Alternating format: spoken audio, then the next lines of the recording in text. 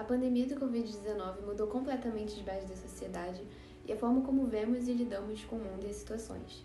E para isso, muitos artifícios e ferramentas tiveram que ser criados para a gente combater a pandemia, em diversas áreas como o nowcasting. Ele não era muito comum aqui no Brasil e ele foi trazido por uma pesquisadora da Unicamp porque ela acreditava que a obtenção de informação em relação à pandemia era muito importante, ela precisava ser adiantada, porque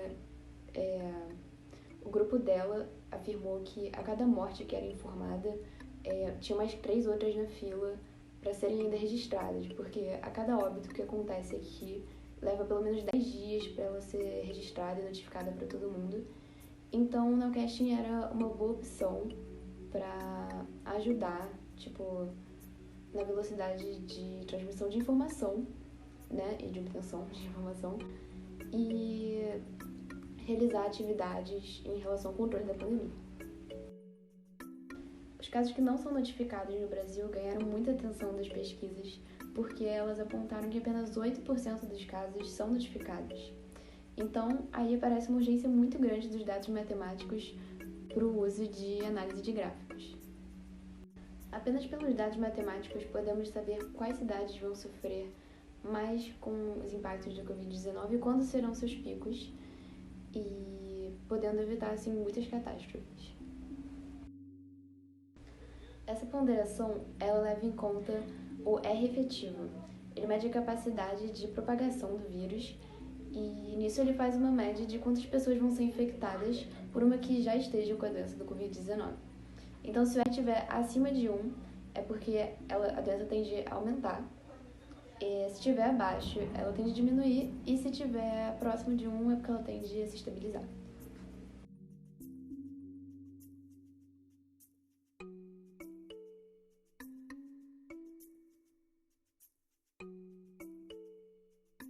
A biomatemática é uma área onde a biologia e a matemática atuam com muita afinidade entre si. Os modelos matemáticos têm sido muito utilizados para determinar a disseminação do vírus, bem como os números de infectados, de mortes e de hospitalizações. Todos esses modelos são simplificações e idealizações da realidade. Os modelos matemáticos têm sido muito utilizados para determinar a disseminação do vírus, bem como os números de infectados, de mortes e de hospitalizações.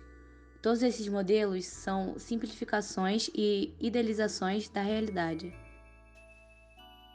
Enquanto isso, a estatística vem atuando junto à área da saúde, colaborando, por exemplo, em estudos de efeitos de tratamento de populações, de controle e em problemas de epidemiologia. Essas representações são fundamentais para análises científicas e de mercado, pois podem direcionar decisões em situações de incerteza. Os modelos são baseados nos dados disponíveis e no conhecimento técnico do profissional de modelagem. A dualidade entre os confrontos previstos e realizados é a forma mais eficiente para comparar a capacidade dos modelos. Portanto, a matemática e a estatística podem ajudar a prever a pandemia, levando em consideração os dados e as possíveis ações de controle do crescimento da doença. Esses números elaborados e entendidos não são apenas dados profissionais de saúde ou gestores públicos, mas especialmente matemáticos que correm para fazer cenários e contribuir com medidas de contenção. A matemática é utilizada como ferramenta sólida para tomar decisões por parte do poder público, pois é com base nos números da pandemia que é possível adotar tanto medidas de proteção contra o vírus quanto formando estratégias de retomada da economia. Os dados matemáticos geram organização, controle dos acontecimentos e proporcionam a tarefa de prever cenários, e são responsáveis pelos cálculos da taxa de mortalidade.